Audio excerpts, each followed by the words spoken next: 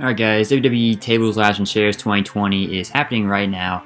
First match on the kickoff show is an 8-man tag. Big E, Gable, Otis, and Daniel Bryan taking on a team of Sami Zayn, Cesaro, Shinsuke Nakamura, and Baron Corbin. It was a pretty good match, 4-on-4 with these 8 guys. You never go wrong there. In the end, that was Big E who picked up the win for his team by pinning Sami Zayn, who is the Intercontinental Champion. So hopefully this is a sign of things to come. E and Zayn hopefully get involved in the Intercontinental title program because they haven't really done much with Big E since he separated from the New Day when they drafted Woods and Kingston to Raw a couple weeks ago. Then the first match on the main card was for the WWE Championship match. It was TLC. Drew McIntyre defending his belt against AJ Styles. This was a fun match, entertaining way to open up the main show. Lots of cool spots here, hard-hitting stuff. And then eventually, The Miz and Morrison got involved. Morrison and Miz came to the ring with a briefcase. Miz cashed in, so it turned into a triple threat match. And then it looked like Miz had a clear shot out grabbing the belt, but then AJ Styles' bodyguard came in, picked up Miz like a baby, and just dropped him through a table on the outside of the ring.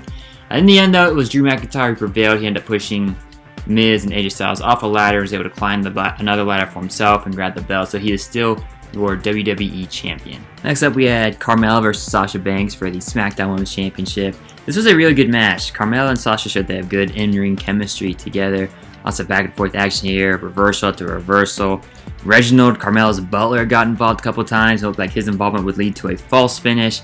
In the end, that was Sasha Banks who made Carmella tap out to the bank statement, so she is still the SmackDown Women's Champion, although I don't think this rivalry is over just yet between these two ladies. Hey guys, the Raw Tag Team Championship match just wrapped up. It was between the New Day and the Hurt Business, being represented by Shelton Benjamin and Cedric Alexander. And this was a really good match. Now you had a match featuring these 4 guys. The New Day has been the best tag team in WWE by far for like nearly a decade.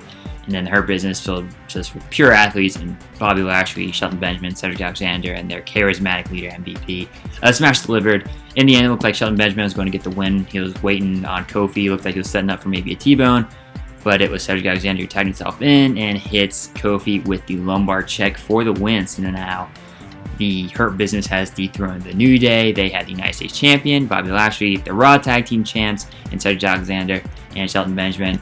Now all we need to do is get some gold on MVP, and the Hurt Business will have championship belts across the board. So it was a really good match, as I said. Hopefully it's not the last time we see the New Day and the Hurt Business square off going forward. Next up on the TLC card was the Women's Tag Team Championship match. Shayna Baszler and Nia Jax defending their belts against Asuka and a mystery opponent since Lana was taken out on Monday Night Raw.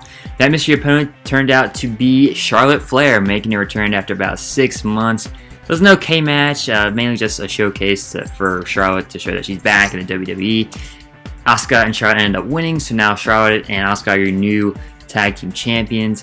Asuka is also the Raw Women's Champ, so it's going to be interesting to see if Charlotte wants to challenge for that Raw Women's Championship, and there might be a partner versus partner feud on the horizon. I believe this win also gives Charlotte I think she's now a Grand Slam champion, having won the NXT Raw, SmackDown Women's Championships, and now the Women's Tag Team Championship. But yeah, I think this rivalry between them and Shayna Baszler and Nia Jax is over, and now it might be Asuka versus Charlotte for the Raw Women's Championship going forward. And it's also going to be interesting to see where Lana fits into this when she returns. The WWE Universal Championship match and the Tables, Ladders, and Chairs match between Roman Reigns and Kevin Owens just wrapped up.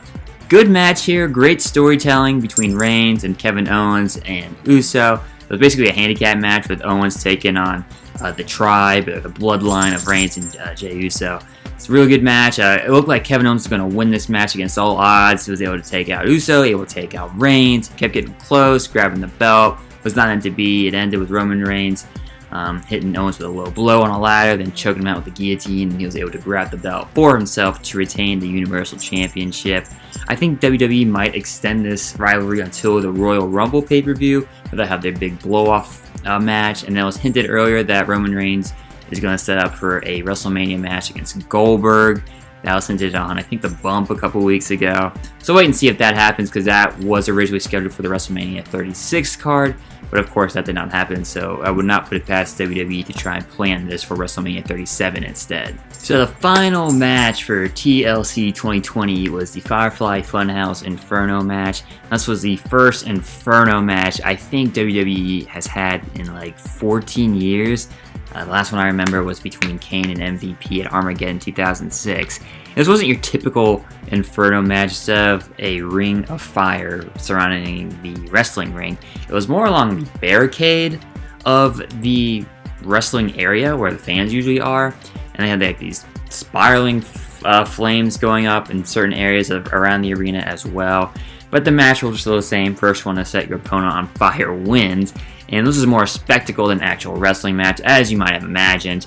In the end, that was with The Fiend. He had Randy Orton in the Mandible Claw.